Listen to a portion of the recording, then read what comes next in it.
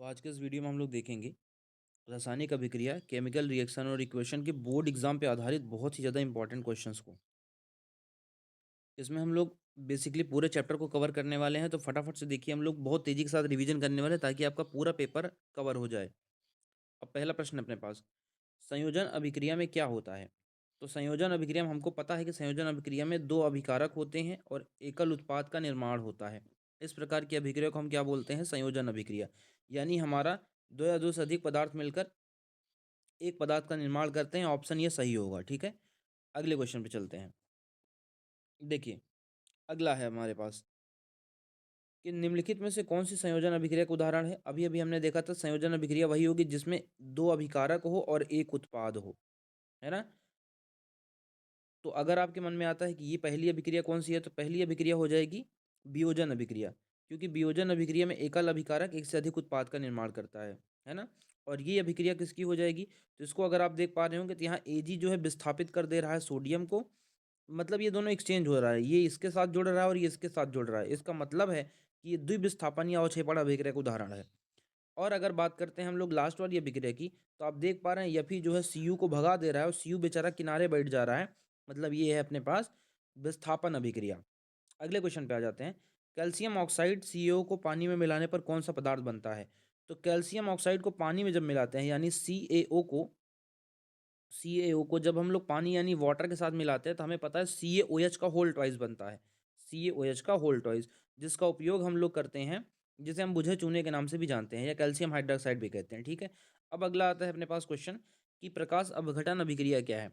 प्रकाश अपघटन अभिक्रिया कौन सी है? तो हमें पता है कि अपघटन का मतलब होता है जिसमें एक पदार्थ टूट करके दो से अधिक नए पदार्थों का निर्माण करता है ना। तो अपघटन अभिक्रिया में क्या होता है? एक पदार्थ टूट करके दो या दो अधिक पदार्थों का निर्माण करता है। ठीक है, इस तरीके से अगला जो क्वेश्चन है, ये वे क्वेश्चन है जो बोर्ड परीक्षा में बार बार पूछे गए हैं। निम्नलिखित में से कौन सी अपघटन अभिक्रिया है? आप देखते ही पहचान जाएंगे अपघटन अभिक्रिया में क्या होगा कि कोई पदार्थ टूटेगा, मतलब उत्पाद तो कई सारे हो सकते हैं, लेकिन जो अभिकारक बनेगा वो कितना रहेगा? सिंगल, जिसमें एक अभिकारक होगा और उत्पाद चाहे जितने बने, दो तीन चार बने, वो सब किसके उदाहरण होंगे? अपघटन के उदाहरण होंगे। आगे चलते हैं। विस्थापन अभिक्रिया में हमें पता है कम ताकतवर ज्यादा ताकतवर को मार के भगा देता है। अर्थात विस्थापन अभिक्रिया में एक तत्व किसी अन्य तत्व को उसके यौगिक से विस्थापित कर देता है, तो यही आंसर हमारा सही हो जाएगा। दो यौगिक आयन में आपस में बदल जाते हैं, ये होता है भैया द्विविस्थापन। एक पदार्थ टूटकर दो या दो से अधिक नए पदार्थ बनाता है, ये होता है विस्थापन। ओ सॉरी, ये होता है अपघटन अभिक्रिया। और दो तत्व मिलकर एक नया यौगिक बनाते हैं, इस प्रकार की क्रिया को हम बोलते हैं संयोजन अभिक्रिया, है ना। आगे चलते हैं। अगला क्वेश्चन है हमारे पास कि निम्नलिखित में से कौन सी अभिक्रिया विस्थापन अभिक्रिया का उदाहरण है? विस्थापन में कम ताकतवर इंसान, ये देखो Fe क्या करता है? Cu को पीट के भगा देता है, कम ताकतवर इंसान को भगा दिया जाता है। तो ये हमारे पास यहाँ पे विस्थापन अभिक्रिया का उदाहरण हो जाएगा। पहला है द्विविस्थापन का उदाहरण, ये है विस्थापन का उदाहरण, ये है संयोजन का उदाहरण, और ये भी है हमारे पास संयोजन का उदाहरण। ठीक है, संयोजन इसलिए क्योंकि इसमें दो अभिकारक हैं और उत्पाद एक ही बन रहा है। आप इसी के साथ फटाफट से रिवीजन भी करते चलिएगा। अब देखिए, द्विविस्थापन से रिलेटेड एक क्वेश्चन आया हुआ है। द्विविस्थापन अभिक्रिया में क्या होता है? दो विस्थापन प्रक्रिया में होता है कि दो तत्व अपना स्थान अदल बदल लेते हैं। अभी हमने देखा था इसके पीछे AgNO3 और NaCl वाला, है ना। और जितने ऑप्शन आते हैं वो आपको अच्छे से पता होने चाहिए। अगले क्वेश्चन पे आ जाते हैं हम लोग। जब बेरियम क्लोराइड को सोडियम सल्फेट में डालते हैं तो क्या बनता है? देखो, Ba बना लेगा SO4 के साथ और Cl चला जाएगा सोडियम क्लोराइड के साथ, तो बनेगा सोडियम क्लोराइड और बेरियम सल्फेट। तो कौन सा अवक्षेप बनता है? अवक्षेप है बेरियम सल्फेट का। बेरियम सल्फेट का अवक्षेप बनता है। ऑप्शन नंबर अपना बी सही होगा यहाँ से। ठीक है, तो अगले क्वेश्चन पे आ जाते हैं अब हम लोग। अगला ऑक्सीकरण अपचयन से रिलेटेड है, बड़ा प्यारा क्वेश्चन है। ऑक्सीकरण में क्या होता है भैया? इलेक्ट्रॉनों की हानि होती है, बिल्कुल सही बात है। इलेक्ट्रॉन की कमी होती है, ऑक्सीजन में वृद्धि होती है और हाइड्रोजन में कमी होती है। ये तीन चीजें आप याद रखिएगा ऑक्सीकरण के लिए। और इलेक्ट्रॉनों में वृद्धि होती है, ऑक्सीजन में कमी होती है और हाइड्रोजन में वृद्धि होती है। ये होता है अपचयन। अपचयन के लिए आप ये जानते रहिएगा। ठीक है, स्क्रीनशॉट भी ले सकते हैं आप इसका। आगे चलते हैं हम लोग। ऑक्सीकरण अपचयन दोनों क्या होता है? रेडॉक्स होता है। ऑक्सीकरण अपचयन में क्या होता है? ऑक्सीकरण अपचयन अभिक्रिया में क्या होता है भैया? दोनों होते हैं। केवल ऑक्सीकरण गलत है, केवल अपचयन गलत है। ऑक्सीकरण और अपचयन दोनों एक साथ होते हैं, यही सही है ना। ऑप्शन नंबर अपना क्या सही हो जाएगा? सी सही हो जाएगा। अगले क्वेश्चन पे आ जाते हैं भैया। अम्लीय वर्षा में किस गैस के कारण होती है? अम्लीय वर्षा होती है भैया सल्फर और नाइट्रोजन के अम्लीय ऑक्साइडों की वजह से। अच्छा, सल्फर और ऑक्सीजन के ऑक्साइडों को अम्लीय इसलिए कहा गया है क्योंकि इनमें दो ऑक्सीजन पाए जाते हैं। जिनमें भी दो से अधिक ऑक्सीजन पाए जाएंगे वो सब अम्लीय होंगे। जैसे H2O है, इसमें एक ऑक्सीजन है तो ना अम्लीय ना क्षारीय हो जाएगा, ठीक है। जैसे H2 और मान लो CO2 है तो दो अम्लीय हो जाएगा, SO2 है अम्लीय हो जाएगा, NO2 है अम्लीय हो जाएगा, NO3 है अम्लीय हो जाएगा। इस तरीके से चीजें आगे बढ़ती हैं। आगे चलते हैं। जंग लगने की प्रक्रिया को रोकने के लिए ऑक्सीजन की मात्रा बढ़ाते हैं, गलत है भैया। इससे तो ऑक्सीजन से ही जो है जंग लगता है। लोहे पर ग्रीस या पेंट लगा देते हैं, हाँ बिल्कुल यही करते हैं हम लोग। लोहे को पानी में डुबा कर रखते हैं, सरासर गलत है। लोहे को अधिक तापमान पर रखना ये भी गलत है। बहुत आसान सा प्रश्न था। अगले क्वेश्चन पे आ जाते हैं, प्रश्न संख्या 14 पे। धातुओं की श्रृंखला में सबसे अधिक क्रियाशील धातु कौन सी है? सबसे अधिक क्रियाशील अगर हम देखेंगे तो पोटेशियम है। इसके लिए मैंने आपको चैनल पे ही पढ़ा रखा है, कानाकार मांगे अल्टोजैन फरारी करके, तो आप देख लीजिए सबसे टॉप पे कौन आता है, पोटेशियम आता है, ठीक है। आगे व्याख्या भी आप इसका स्क्रीनशॉट ले लीजिएगा। क्वेश्चन नंबर 15 देखते हैं हम लोग। निम्नलिखित में से कौन सी धातु क्रियाशीलता में हाइड्रोजन से ऊपर स्थित नहीं है? तो हाइड्रोजन से स्थित ऊपर के लिए आपको सक्रियता श्रेणी याद होनी चाहिए, जिसमें कापर जो है होता है, ठीक है। काना पूरी सक्रियता श्रेणी अगर आपको यह नहीं याद है तो मैं यहाँ लिख देता हूँ। काना, कार, मांगे, अल्टो, जैन, फरारी, फिर क्या होता है, प्रभु, है, और फिर आता है कापर। ठीक भैया, इसलिए यहाँ पे आता है कापर। आगे चलते हैं, है ना ये। अब संक्षारण रोकने के लिए हम लोग क्या इस्तेमाल कर सकते हो? संक्षारण रोकने के लिए कौन सी प्रक्रिया अपनाई जाती है? तो संक्षारण रोकने के लिए गैल्वानाइजेशन प्रक्रिया होती है। गैल्वानाइजेशन में लोहे के ऊपर जिंक की परत चढ़ाई जाती है, जिससे जंग लगने से क्या होता है, बचाव होता है। अगले क्वेश्चन पे आते हैं। जंग का मुख्य घटक क्या है? युद्ध वाला नहीं यहाँ पे, Fe2CO इंटू X2O। भैया आयरन ऑक्साइड के साथ अगर पानी जुड़ता है तो उसे हम बोलते हैं जंग, है ना। तो ऑप्शन देख लीजिएगा आप इसमें जो भी सही है। आपको ऑप्शन देखने नहीं है यहाँ पे, मैंने सोल्यूशन भले डाल रखा है, पर आपको अपने चैप्टर वाइज सब याद होने चाहिए, ठीक है। विद्युत अपघटन का सही उपयोग किस लिए किया जाता है? विद्युत अपघटन का जो सही उपयोग है वो धातुओं के निष्कर्षण में होता है, और वो भी कौन सी धातुएं जो सक्रियता श्रेणी में सबसे ऊपर आती हैं, है ना। इसमें व्याख्या किया है कि नहीं किया देख लीजिए। धातुओं का निष्कर्षण करने के लिए किया जाता है। कापर का शुद्धिकरण दिया है। बहरहाल सक्रियता श्रेणी में सबसे टॉप पे आने वाली धातुओं के लिए वो होता है। जल के विद्युत अपघटन में कौन सी गैसें उत्पन्न होती हैं? भैया जल का जब विद्युत अपघटन करोगे तो हाइड्रोजन और ऑक्सीजन को छोड़ के और क्या ही उत्पन्न होगा, ठीक है। ऑप्शन आपका ए सही हो जाएगा इसमें। अगले क्वेश्चन पे आ जाते हैं। अम्लीय वर्षा का मुख्य कारण कौन सी गैसें हैं? अभी हम लोगों ने देखा था अम्लीय वर्षा के लिए सल्फर और नाइट्रोजन के ऑक्साइड, सल्फर और नाइट्रोजन के ऑक्साइड। इसकी व्याख्या जरूर आप एक बार देख लीजिएगा। सल्फर डाइऑक्साइड और नाइट्रोजन डाइऑक्साइड के साथ मिलकर सल्फ्यूरिक और नाइट्रिक एसिड बनते हैं, जिससे वर्षा क्या हो जाती है, अम्लीय। अम्ल वर्षा क्या है तो आपको अच्छे से पता होगा। जब बारिश होती है तो वातावरण की कुछ अशुद्धियां जैसे सल्फर और नाइट्रोजन के ऑक्साइड उसमें मिल जाते हैं, उसी को हम अम्लीय वर्षा बोलते हैं। जब वर्षा का पीएच मान 5.6 से क्या हो जाता है, कम हो जाता है। अब श्वसन क्या है? श्वसन किस प्रकार की अभिक्रिया है? तो श्वसन सभी को पता है, ऊष्मा क्षेपी अभिक्रिया है। ऊष्मा क्षेपी अभिक्रिया है श्वसन, क्योंकि इसमें ऊष्मा मुक्त होती है, ठीक है।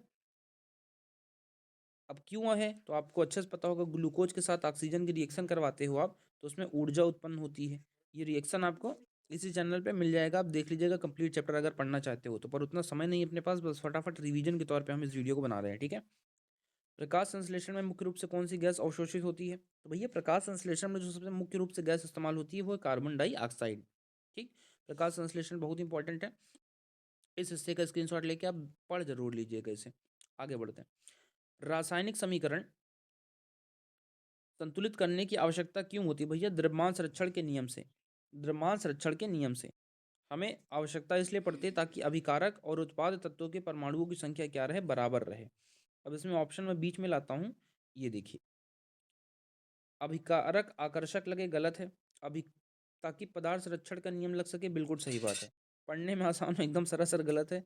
अभिक्रिया गति बढ़ जाए तो उत्प्रेरक का काम होता है, इस नियम का नहीं, ठीक है। यहाँ है, आप देख लीजिएगा। संतुलित समीकरण में क्या बदल जाता है? संतुलित समीकरण में कुछ तो बदलता नहीं है भैया। संतुलित समीकरण में केवल और केवल कॉफिशिएंट बदल जाते हैं, गुणांक बदल जाते हैं। जैसे H2, एक एक रिएक्शन के माध्यम से मैं समझाता हूँ। H2 plus Cl2 changes 2HCl। अगर आप देखो तो हाइड्रोजन का गुणांक 1 है, क्लोरीन का गुणांक 1 है, पर यहाँ जो है कितना हो गया है 2, तो गुणांक बदल जाते हैं। आगे चलते हैं। रासायनिक समीकरण में गैस के उत्पादन को दर्शाने के लिए कौन सा संकेत प्रयोग होता है? जी प्रयोग करते हैं, ये तो बच्चा बच्चा जानता होगा, है ना। जी प्रयोग करते हैं। सॉलिड ये ठोस के लिए है, लिक्विड के लिए है, या जलीय विलयन के लिए है? इन सभी को आप जानते रहिएगा विधिवत। अब जो अगला क्वेश्चन आता है ऊष्मा क्षेपी अभिक्रिया, जिसमें ऊष्मा निकलती है ना। ऊष्मा कब निकलती है? जब हम लोग चूने को पानी में डालते हैं, कैल्शियम ऑक्साइड की जल के साथ अभिक्रिया कराते हैं, और इसी का उपयोग हम लोग दीवारों पर पेंटिंग करने के लिए करते हैं। प्रश्न यहाँ से भी बनता है कि दीवार पर पेंट करने के बाद कुछ समय बाद चमक क्यों आ जाती है? तो आप बता सकते हो भैया, जब आप चूना मार्केट से खरीद के लाते हो, पानी मिलाते हो, तो बनता है CaOH का होल्टवाइज, और ये CaOH का होल्टवाइज 2 से 3 दिनों बाद जो वातावरण में अपने पास कार्बन डाइऑक्साइड होती है उसके साथ अभिक्रिया करके बना लेता है CaCO3। और इस कैल्शियम कार्बोनेट के कारण दीवारों पर चमक आ जाती है, इसी को हम बोलते हैं संगमरमर। ठीक है, आगे बढ़ जाते हैं। अब कौन सी अभिक्रिया इसमें ऊष्मा शोषी है? तो ऊष्मा शोषी अभिक्रिया अगर आपसे पूछे तो ऊष्मा शोषी जो ऊष्मा लेती है, यानी जल के वाष्पीकरण करते समय आपको याद होगा, जल का जब हम वाष्पीकरण करते हैं तो क्या करते हैं, सबसे पहले उसे हीट देते हैं, गर्म करेंगे तभी तो उड़ेगा, और जिसमें ऊष्मा देंगे वो ऊष्मा शोषी अभिक्रिया होगी। ठीक है, ये ऊष्मा क्षेपी है बी वाला। मैग्नीशियम और ऑक्सीजन की जो अभिक्रिया है Mg+O2, ये संयोजन अभिक्रिया का उदाहरण है। और लकड़ी का जलना तो आप जानते ही हो, उसमें ऊष्मा क्षेपी है क्योंकि ऊष्मा निर्मुक्त हो रही है। ठीक है, आगे चलते हैं। अम्लीय वर्षा, अम्लीय वर्षा से सबसे अधिक प्रभावित क्या होता है भैया? कुतुब मीनार, चार मीनार, गेटवे ऑफ ताजमहल, तो क्योंकि ताजमहल CO3 से मिलकर बना है ना, कैल्शियम कार्बोनेट से मिलकर बना है, इसलिए सबसे ज्यादा नुकसान किसको होता है? ताजमहल को होता है। आगे चलते, इसीलिए वहाँ पे सरकार ने जो है ऑयल रिफाइनरीज वगैरह को भी बैन कर दिया है, ताकि बिल्डिंग्स को बचाया जा सके, अपने पुरातत्व धरोहरों को। अम्लीय वर्षा में मुख्य रूप से कौन सी चीजें शामिल होती हैं? 3 बार क्वेश्चन आ चुका है, मतलब कितना इंपॉर्टेंट है आप समझ लीजिए यहाँ पे। ऑप्शन नंबर बी है। अगले क्वेश्चन पे चलते हैं। प्रकाश संश्लेषण बहुत इंपॉर्टेंट है। तो प्रकाश संश्लेषण में मुख्य रूप से कौन सी गैस निकलती है भैया, अवशोषित होती है? अभी अभी आया था, कार्बन डाइऑक्साइड आया था। ठीक है, अगले क्वेश्चन पे आ जाते हैं।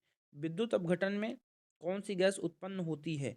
जल के विद्युत अपघटन में कौन सी गैस उत्पन्न होगी? तो हाइड्रोजन और ऑक्सीजन को छोड़ के और क्या ही आएगा, ये भी क्वेश्चन रिपीटेड है।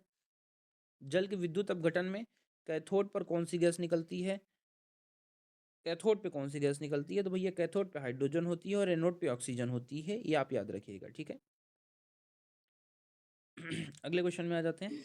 श्वसन में प्रमुख यौगिक टूटता है, श्वसन में सही जो मेन यौगिक है टूटने वाला वो है ग्लूकोज, अभी हमने जस्ट पीछे ही देखा था। श्वसन किस प्रकार की अभिक्रिया है? अभी हमने देखा था ऊष्मा क्षेपी अभिक्रिया है ना। क्रियाशीलता के में सबसे अधिक क्रियाशील धातु कौन सी है? यह भी अभी क्वेश्चन आया हुआ है, आपको देखते ही बता देना चाहिए। सोडियम, पोटेशियम, ये इसमें दिख नहीं रहा है, दिया होगा कहीं ना कहीं, हाँ ये रहा, पोटेशियम होगा। ठीक है, आगे चलते हैं।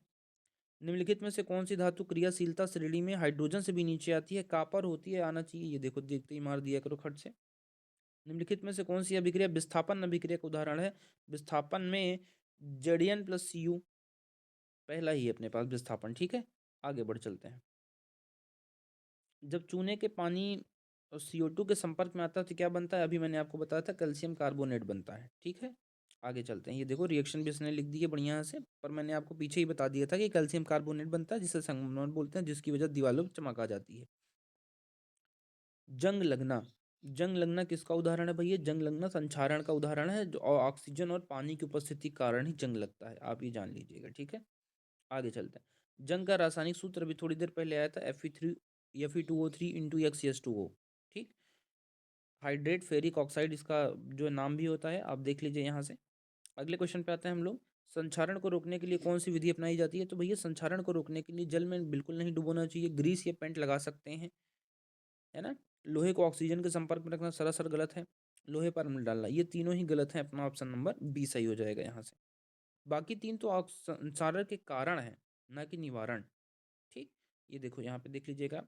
निम्नलिखित में से कौन सा पदार्थ संक्षारण से प्रभावित नहीं होता है? संक्षारण से वही प्रभावित नहीं होगा जो सक्रियता श्रेणी में सबसे नीचे आता होगा, और सबसे नीचे आता है यहाँ, तो मान लो पदार्थ की बात नहीं किया, यहाँ प्लास्टिक पूछा है, तो सबसे ज़्यादा प्लास्टिक का होगा। ये सब धातुएं हैं, और धातुएं जो है नमी आर्द्रता की उपस्थिति में या वायु की उपस्थिति में वो क्रिया करके खराब हो जाती हैं। अब अगला जो क्वेश्चन है अपने पास, रासायनिक अभिक्रिया के दौरान कौन सा संकेत परिवर्तक को दर्शाता है? रासायनिक अभिक्रिया के दौरान कौन सा संकेत परिवर्तन को दर्शाता है? परिवर्तन के लिए ऐसा तीर का निशान होता है ना? रंग परिवर्तन, गैस का उत्पादन, तापमान में परिवर्तन, उपर्युक्त तो सभी। रासायनिक परिवर्तन को ये सब दिखाते हैं। अगर रासायनिक अभिक्रिया होती है तो ये सारी चीजें होती हैं। ठीक है, रंग में, गैस उत्पादन, तापमान में वृद्धि, कमी और क्षेपण भी रहता है, 5 चीजें होती हैं। अवक्षेपण अभिक्रिया में क्या होता है भैया? अवक्षेपण अभिक्रिया में क्या बनता है? ठोस अवक्षेप बनता है। ठोस अवक्षेप बनता है, ये आप जानते रहिए। द्विविस्थापन अभिक्रिया अवक्षेपण अभिक्रिया के उदाहरण होती हैं।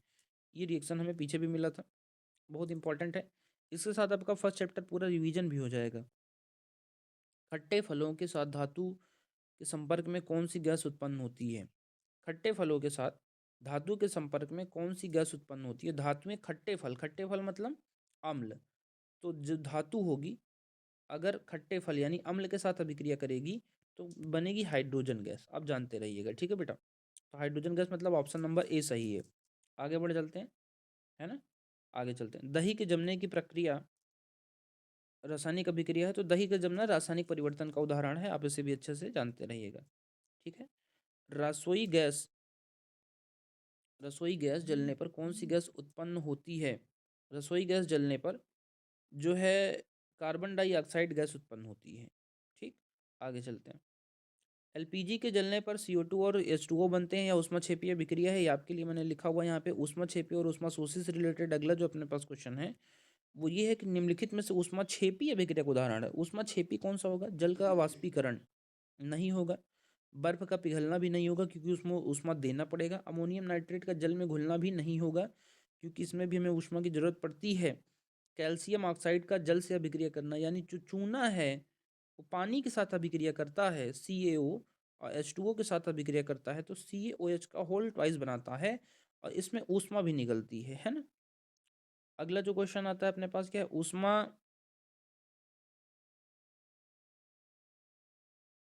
शोषी अभिक्रिया। ऊष्मा शोषी, लकड़ी का जलना ऊष्माक्षेपी है, ऊष्माक्षेपी है।